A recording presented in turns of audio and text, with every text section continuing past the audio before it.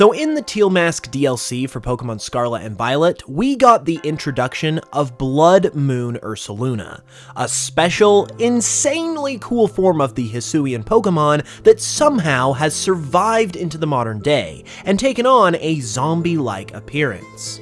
This is probably the most universally loved Pokemon from the DLC, as there's been nothing but immense praise for it from what I have been able to see. But what if there were even more Bloodmoon Pokemon? What if more of those Legends Arceus Pokemon survived into the modern day and got that same treatment as well? Well, that is what we are going to be looking at today, as I have created some designs of my own that show what that could look like.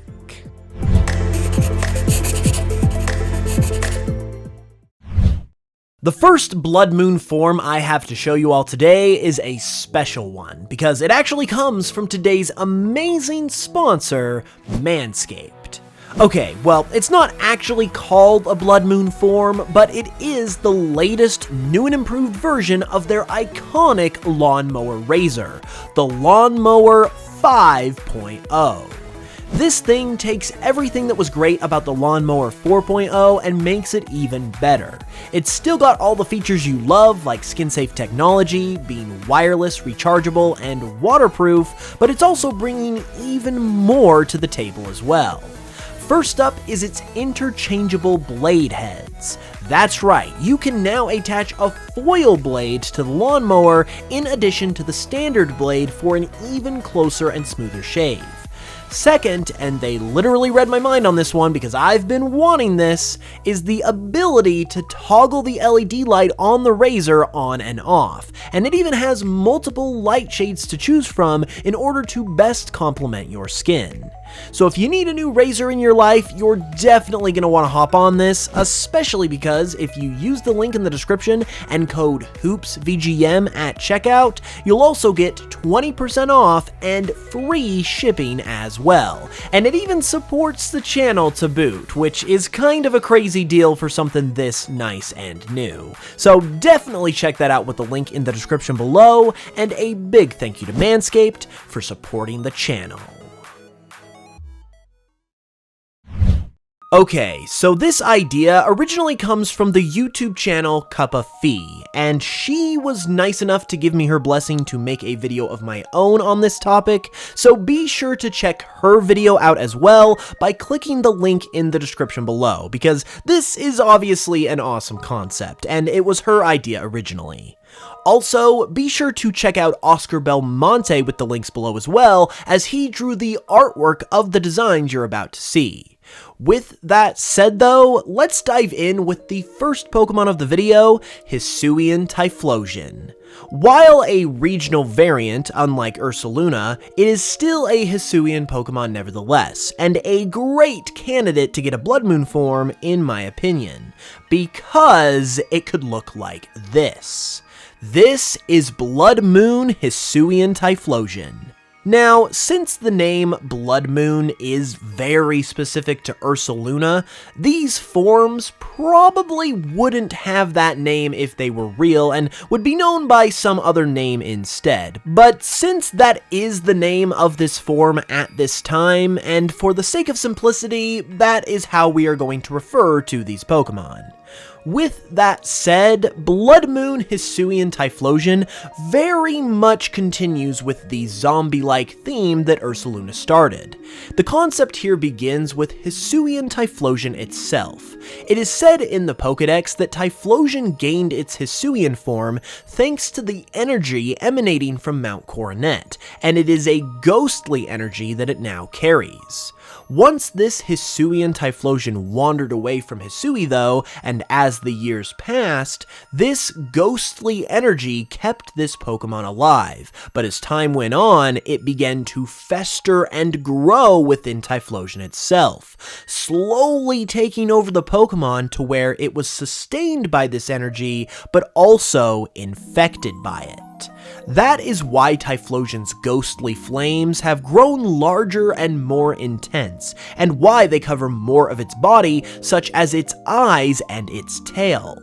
It also is the cause of its angry demeanor, as Typhlosion has become enraged by this ghostly infection that has now taken hold of it. As such, it is also still Fire Ghost type, following in the footsteps of Bloodmoon Ursaluna, who also keeps its original type too.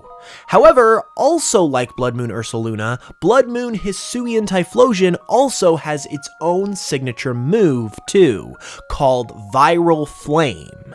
This ghost-type move has a decent base power of 70, but also has a chance to either poison or burn the opponent upon making contact, reflecting Typhlosion's appearance and its background in this form.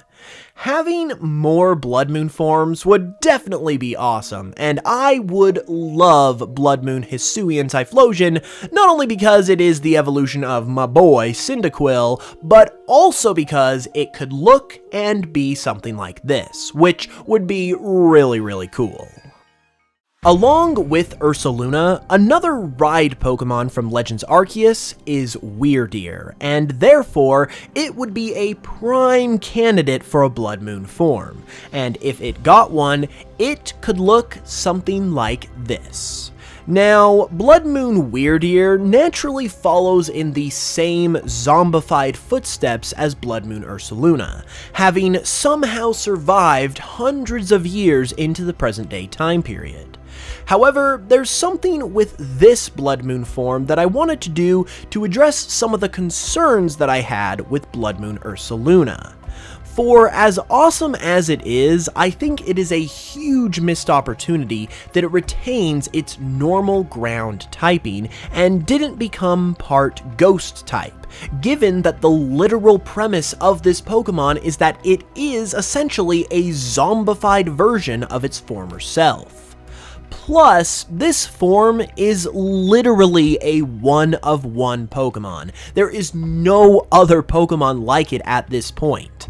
That is the exact opposite of the definition of normal, and is exactly why it should have replaced its normal typing with a ghost typing, in my opinion. So, since that's what I feel should have happened with Bloodmoon Ursaluna, I decided to play outside the box a little with the Bloodmoon form concept and give Bloodmoon Wyrdeer the ghost typing, making it Ghost Psychic type.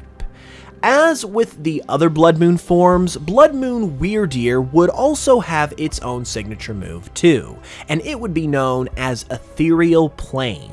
This would be a strong attacking move with base 100 power, but it would do damage as both a ghost and psychic type move, similar to the move Flying Press, because, well, dual type moves are cool and honestly more of them should exist. I think Bloodmoon Wyrdeer would make an excellent addition to the Bloodmoon forms of Pokemon, and is a good example, in my opinion, of why it would be cool to see more of this kind of Pokemon. For our third Pokemon of the video, though, we are going to do something a bit different, and in fact, opposite to what the Bloodmoon forms have been to this point. I present to you Bloodmoon Hisuian Arcanine. Now, as you can see, this guy doesn't look as zombified as the other two, even though he might look old, and there is a reason for that, and that is because this Arcanine is the same exact Arcanine who becomes the noble Arcanine in Legends Arceus, whose parent died trying to save it as a Growlithe. Since these Bloodmoon forms at this point deal with one solitary Pokemon rather than a whole species of them, I thought it would be cool to highlight an individual Pokemon from Legends Arceus and continue its story from that game. And the story of the Hisuian Growlithe who lost its parent, the former noble Arcanine, only to become the next noble Arcanine itself, is one of the most touching and memorable stories from that game. So I think it would be amazing to continue that story like this.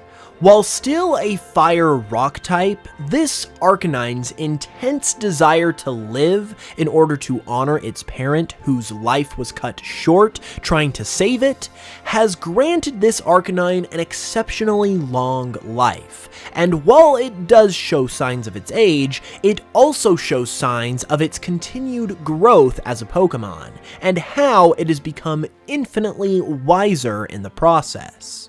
Thanks to its wisdom, it has also learned a new signature move called Immortal Fire. While modestly strong with a base power of 70, Immortal Fire is extremely unique amongst Fire-type moves in that it will actually heal some of Arcanine's HP upon making contact with the opponent, as Arcanine is reminded of its parent while using this move, and that increases Arcanine's vitality. I personally think that this demonstrates the potential of Bloodmoon Forms really well, as it would allow for individual Pokemon like this to be highlighted and for their stories to continue like I've shown with Arcanine. And there's no telling what kind of cool, amazing stuff could be done and could happen if this were actually a real official thing. Which of these Bloodmoon forms do you like the most, though? Be sure to let me know in the comments below, and leave a like on the video if you enjoyed it, and subscribe to the channel if you're new for more content just like this.